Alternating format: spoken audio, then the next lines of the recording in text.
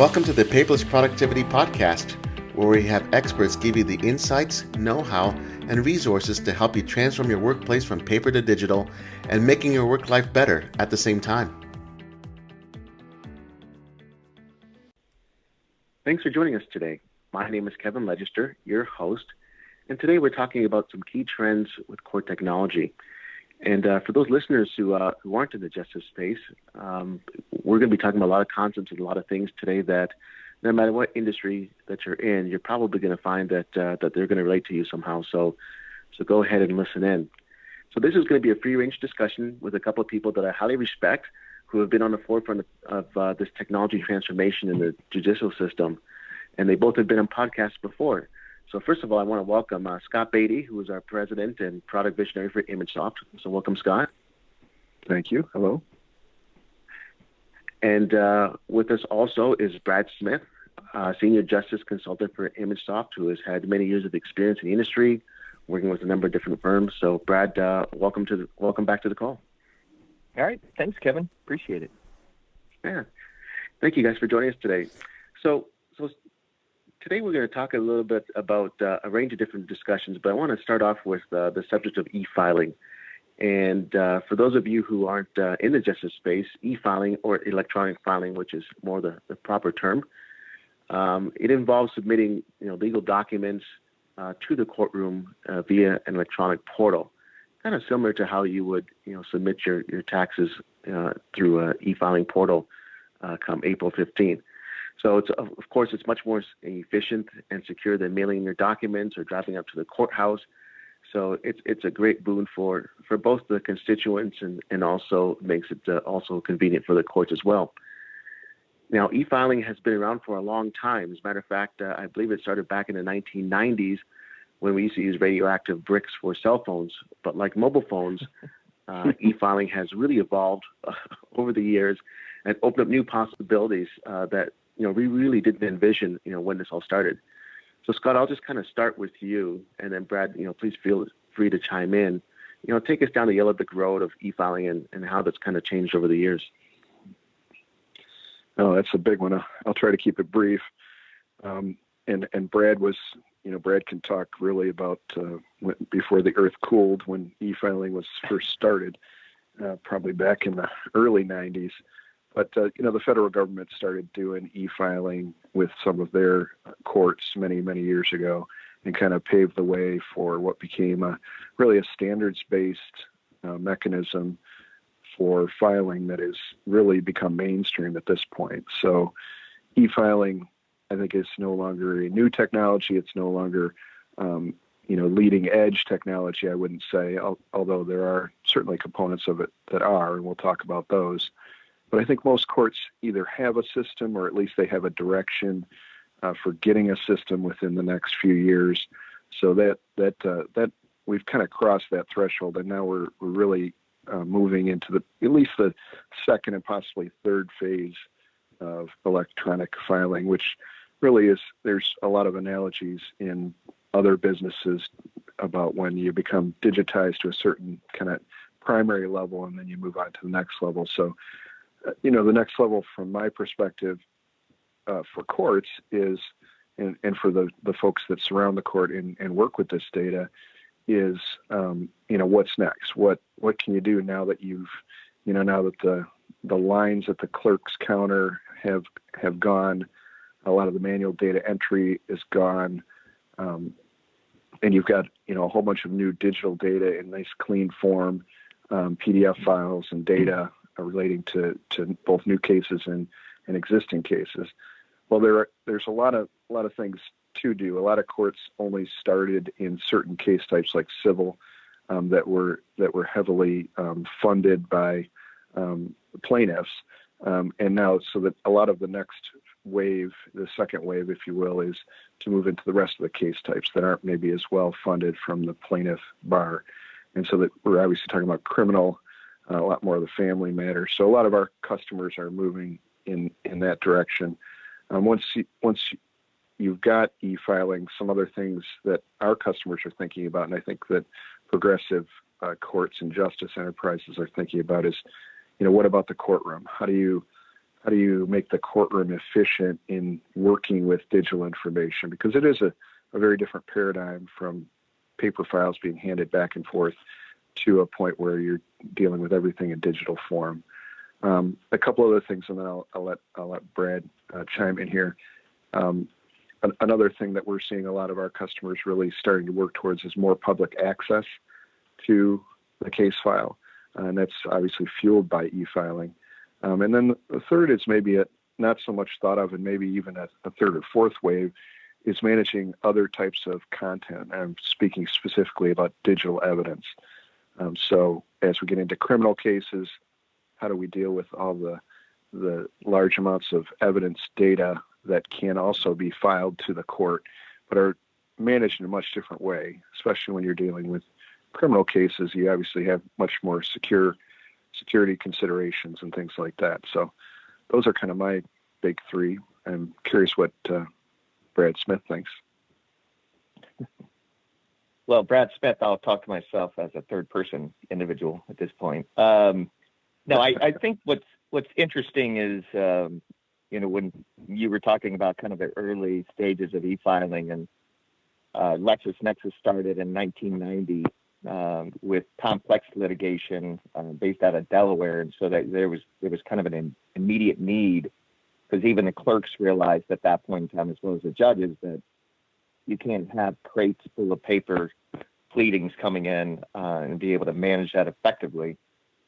So at that point in time, so they took off, and then the next group or wave was not only the complex litigation on a corporate level in Delaware, but then there was asbestos cases, for example, in Cleveland, Ohio, and that was 1998. And then you were mentioning the federal courts, and they kind of dipped their toe in the water in 2001 with their district courts, and then they slowly expanded the bankruptcy courts, and then they, by about 2003, 2004, they said, hey, look, let's do this throughout the country. And, there's some immediate benefits, obviously, to the attorneys, to the clerks.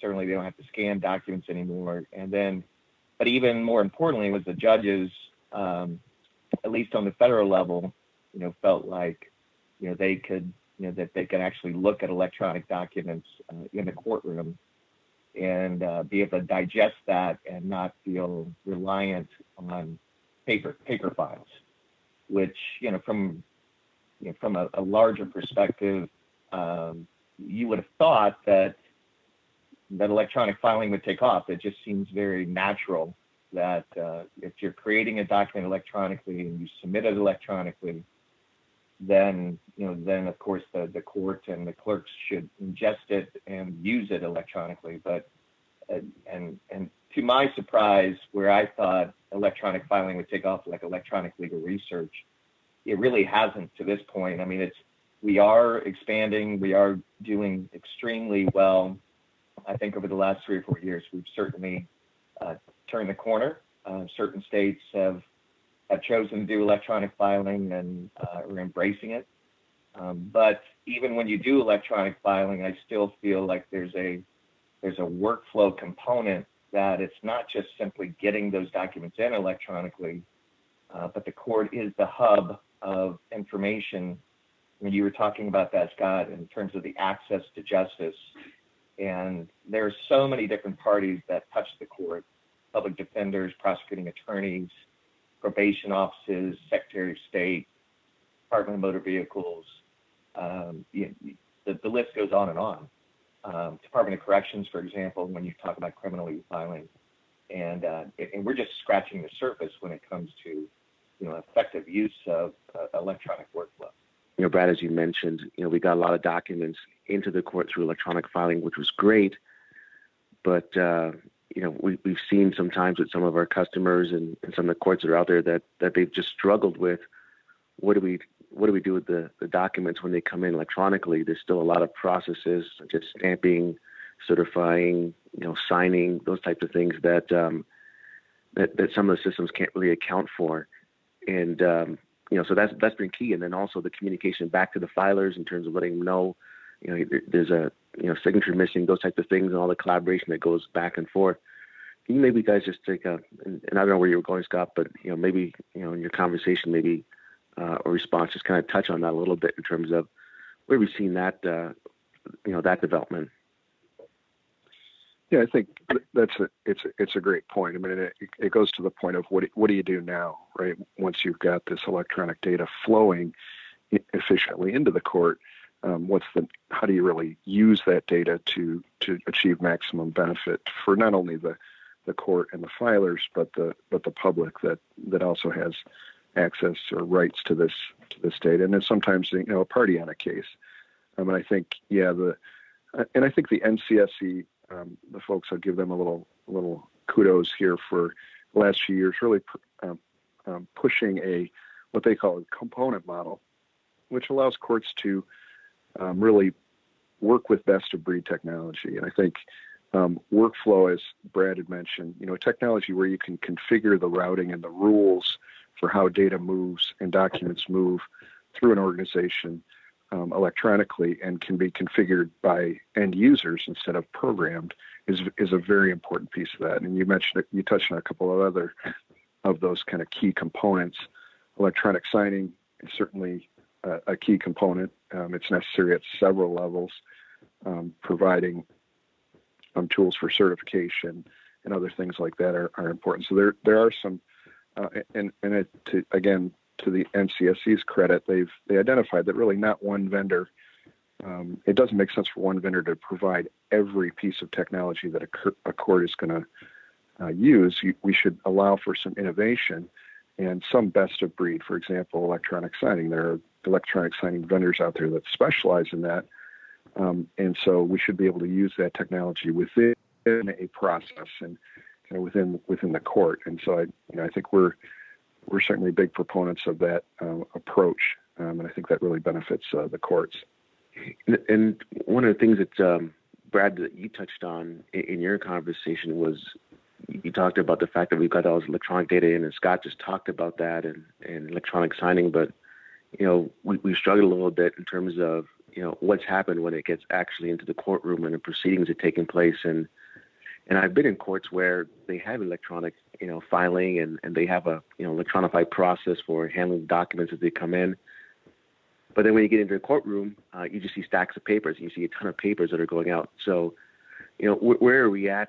In terms of getting judges, that kind of technology that makes them really streamlined and efficient on the bench, and as well as how do we handle the mounds of paper coming in or things that they have to sign. So, because since Scott just mentioned electronic signatures, maybe you can touch on that a little bit in terms of where you kind of see things going.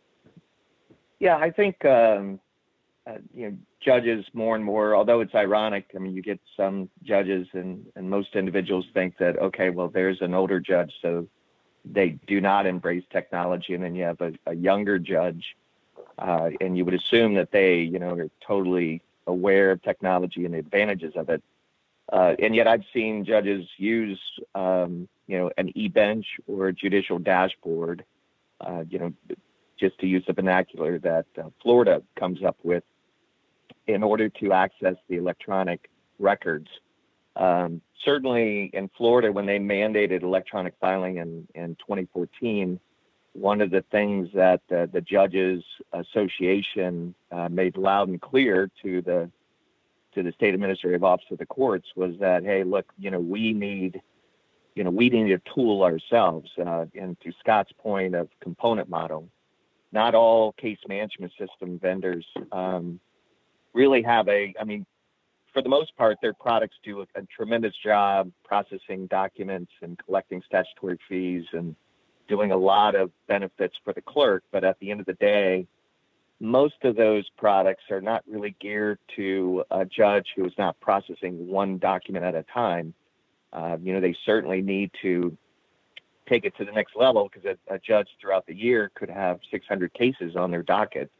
And they're not only looking at the documents that have been filed in the case, 2 or 3 months ago, but then also, certain hearing structures. And so they need to be diversified. And so that was one of the things that judges requested was that They needed to have something that was really customizable to a judge's either court, be it civil or criminal, juvenile, family. But it also needed to be able to be customizable to a judge's preference, because everyone runs their courtrooms a little bit differently. You can't ask one judge to always think a certain way while judge in court B is thinking a completely different way, even though they're both in civil or both in criminal. And then finally, the most important thing was that, it had to be easy and efficient. And so if it's not as fast as paper, then you're going to have someone reluctant to move forward. At the end of the day, we can typically speak to judges and or clerks and or attorneys. If you were removing a pain point in terms of their everyday, let's process things through, basically getting to the end of the day and disposing of the case, then you certainly do a great job at that. And the technology is out there right now, and I think it's being more and more adopted. And people expect that. They expect speed, they expect convenience, and I think that we're really, over the last year, well, actually over the last 3 or 4 years, I think that the momentum's picked up quite a bit. And I think, to dovetail on that point, I think the whole computing environment, the advent of the cloud and cloud-based systems has really brought a lot of this technology much more within reach of your smaller and mid-sized courts that maybe don't have a ton of funding for, a huge IT staff and a bunch of servers in a computer room. So I think, what we're seeing as a major trend is, and we're seeing this not only in the justice arena and government, but in all industries, is the cloud has the potential to really make things A, more secure, and B, bring the initial price point down to a point where everybody can get the technology without huge strains on the budget. Yeah, and I totally agree with that, Scott. I mean, I think it's amazing. If we brought up the cloud 5 years ago,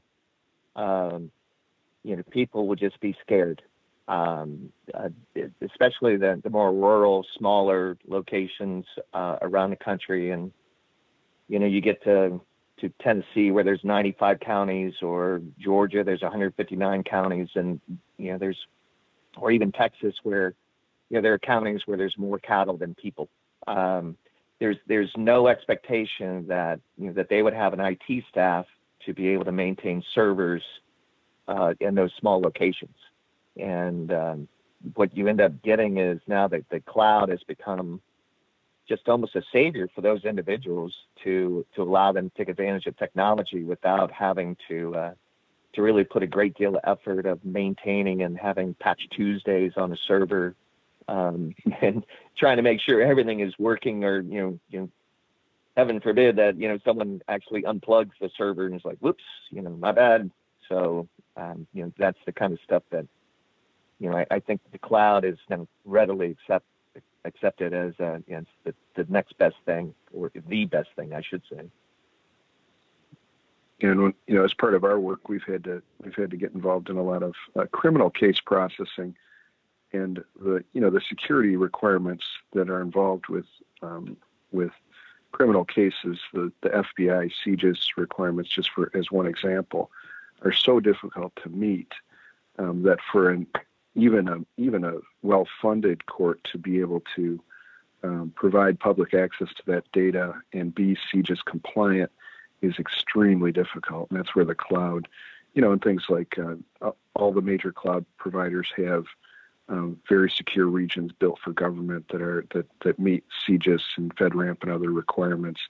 And so they put millions and millions of dollars into a platform and achieve those certifications so that the court can be comfortable storing their data and be assured that it's very secure, and the hackers are not getting the data, but the customers are.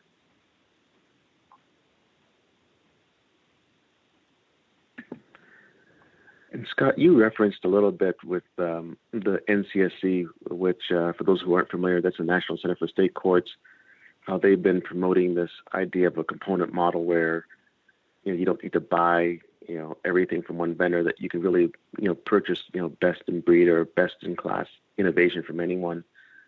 And with this going to the cloud, how does, more and more solutions going towards the cloud help and facilitate, this component model where courts can really choose the best of what they need? Yeah, so the cloud in itself is just a giant component model. So it is a platform that requires systems to be able to interoperate with one another. And that's really, I think, the NCSC vision for the component model is that you can buy, for example, a signing package from one vendor. You can buy a case management system from another. You can buy an e-filing system from a third, and you can bring the three systems together into a complete workflow that works for the court. And that was extremely difficult in the old world where things were very proprietary. The cloud has really forced vendors to open up their APIs and open up their integration capabilities so that these systems can talk to one another. So really every modern cloud-based system today has a significant part of it is being an open system that can be linked into with other systems. And so that's really a great evolution just in IT in general that I think NCSC realized applied significantly to the justice world. And I'm just happy that they had the vision to see that, because I think that makes really, it opens the door for innovation and new capabilities that are maybe bite-sized, that people don't have to upend their entire operation to adopt, but they can buy a piece of functionality or a component that can solve a particular challenge or pain point and get that to work within their environment. And along with that cloud, and both of you can kind of comment on this. I know we've talked a little bit about mobile and bringing smartphones into the courtroom, and that sometimes is a challenge. But even before we get to that point, when you do have a cloud solution, it really does kind of almost undock yourself from being tied to your desk or tied to your chambers, and it gives court staff a lot of freedom to be able to interact with their workflows and what they need to do with respect to being able to pull up a device. So maybe you guys can talk about that a little bit, because I think that's a pretty big development that we're seeing on the horizon. You want to tackle that one, Brad? Yeah, I mean, I think in terms of the mobile capabilities, there's actually that's interesting you brought that up because the National Association for Court Management, which I recently was at their conference, one of the things that they're tackling in one of their more recent podcasts, I think it's actually scheduled a little bit, about a month from now, is it time for a fresh look at cell phones in courts?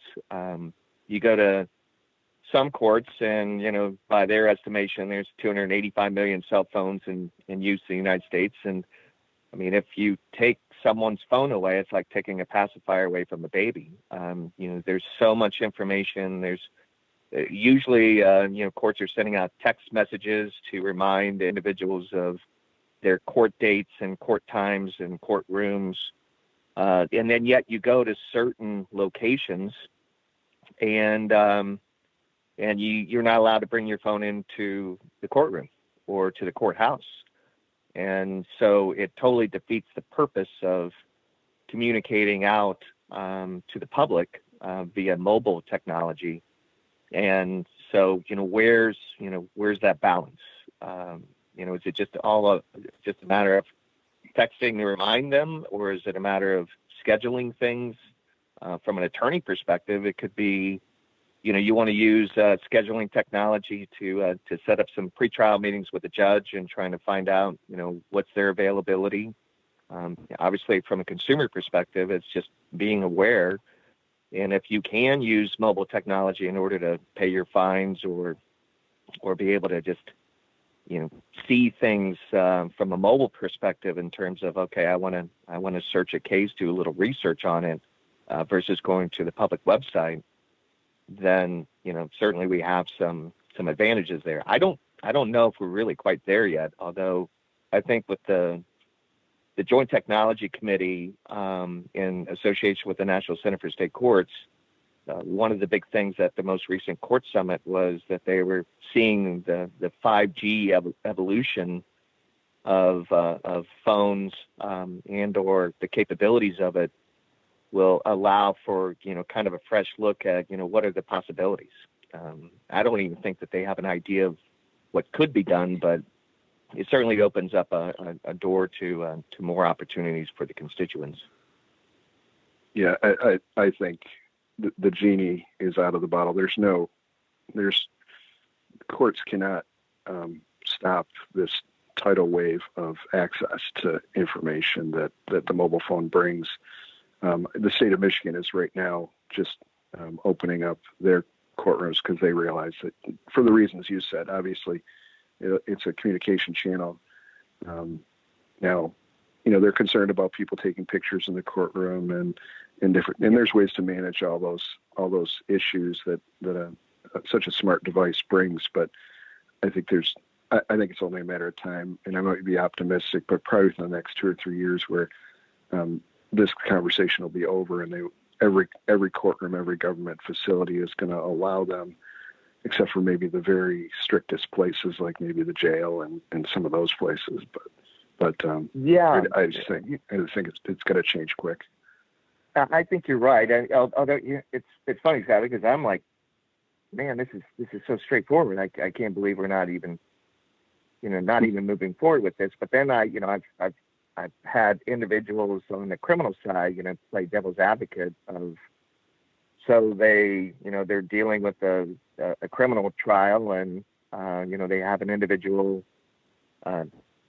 sneaking a phone into the courtroom and then taking a picture of the material witness, and then they obviously immediately confiscate the phone from the individual, but they've already hit send, and so they.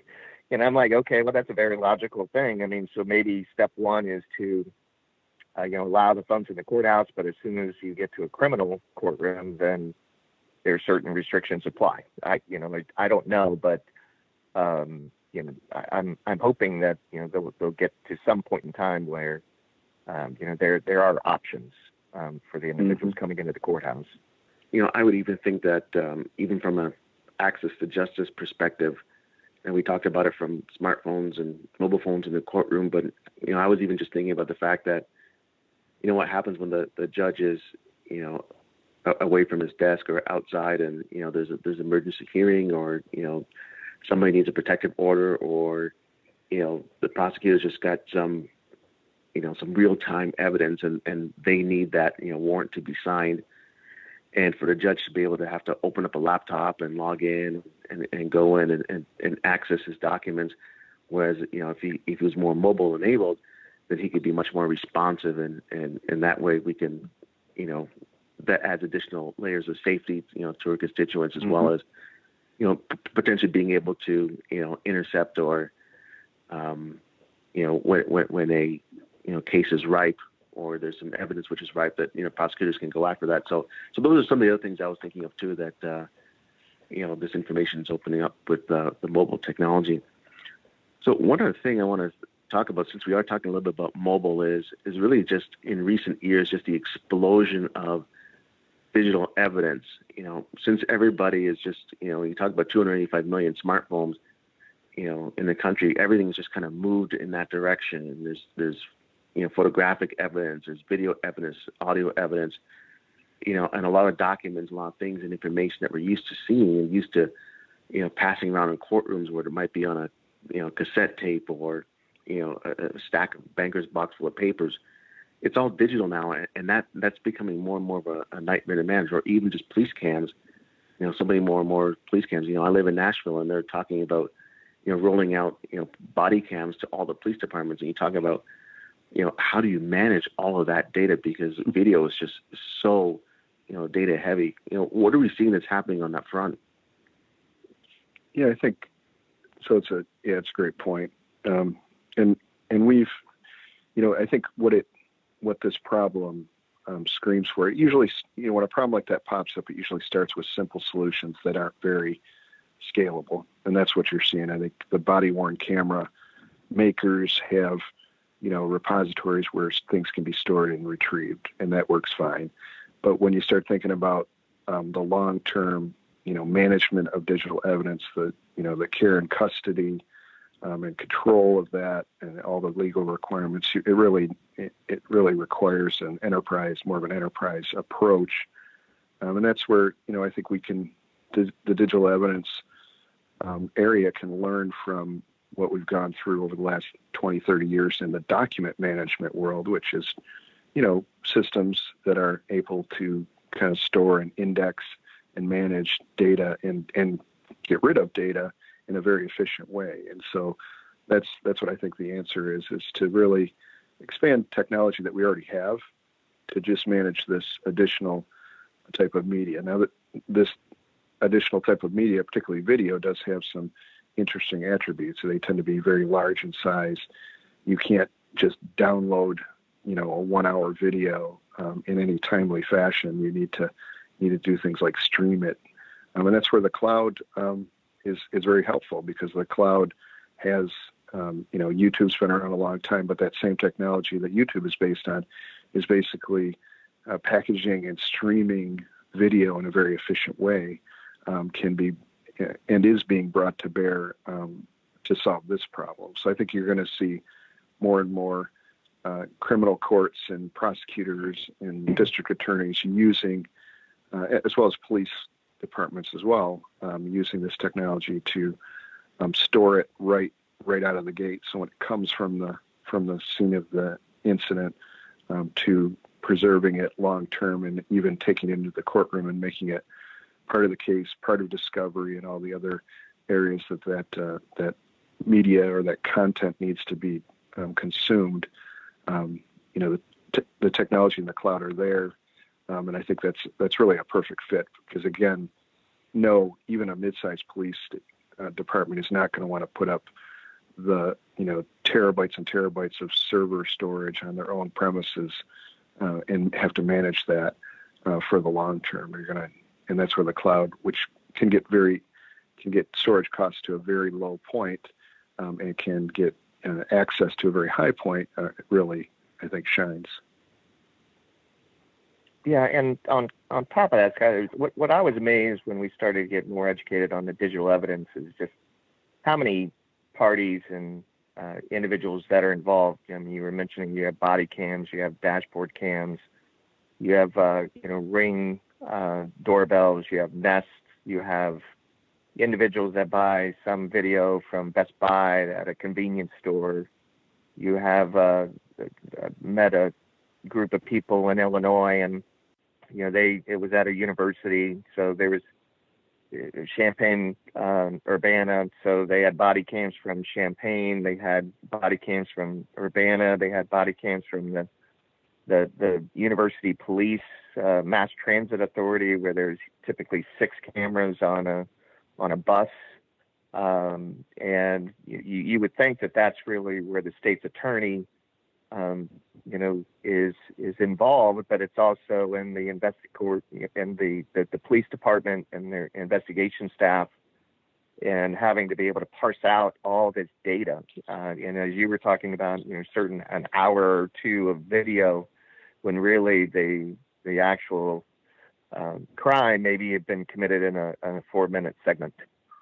And so how do you manage that? But then also, how do you expand and provide discovery to the other parties involved? So when we typically meet with jurisdictions, the best way to go about it in terms of bringing in all the stakeholders, you would think it's a fairly small group, but when you get to it, it's the judges, it's the prosecuting attorney, the law enforcement, the public defender, private attorneys, and they all have their own applications to how they need to either use or distribute that video evidence. Even jury rooms or in chambers, where they need to segment things out and have it be a workable product. Yep, totally agree. It's a complicated problem. It is, and it's one that's ripe for solving. So, any other final thoughts or comments in terms of where you guys see court technology going, or things that are looming on the horizon that we need to pay real attention to? Yeah, I guess from my perspective, we're on a continuum of digitization of the justice system. We're maybe at the 15 or 20 yard line if you put it on a football field. So we've got a ways to go. We've done some great work's been done. Courts and justice environments do tend to move a little slower because of their conservative nature, which is, I think, the way they should move, because they're dealing with people's lives and very important information. But I think that, the next few years are going to be fun, because I think we hopefully will be able to take and gain some speed here, and move maybe across midfield within the next few years, to getting really everything in the justice environment in a digital form. And then, as we talked about earlier, within a process, so that it's flowing to the right people at the right time, and it's being used and leveraged to serve the public, which is really the goal of all justice agencies. Yeah, I have to agree. This is scarily my 31st year in the government market, and mostly courts and government, state and local government. And I would think, while it's been an incredibly, you have to have the patience of Job kind of approach, to work in this market. I do feel like we are just scratching the surface on where we need to be. And I think the reason why the component model is so attractive is that technology is changing so quickly, that in the past you may have embarked on a larger project which may take 2 or 3 years to complete. By that time, on those larger projects, if you're trying to do kind of a one-size-fits-all, by the time you get to the end, technology's already passed you by, and you're looking to make changes immediately. And I think that's the beauty of the cloud. That's the beauty of technology, and being nimble, and being able to adapt quickly to the constituents' needs. And it's an exciting time. It certainly is. Gentlemen, I just want to thank you for participating on this podcast today. I really enjoyed this conversation, and I think our listeners will find it very insightful. So for those of you who are listening, if you want more information on some of these things that we talked about, as well as where you can contact some of us if you want to have further conversations, you can go to our website at imagesoftinc.com/courts. That's imagesoftinc.com/courts. Thank you, and have a great day. Thank you. Thanks, Kevin. Thanks again for joining us on this podcast. And if you haven't already done so, be sure to subscribe to Paperless Productivity, where we tackle some of the biggest paper-based pain points facing organizations today. We'll see you next time.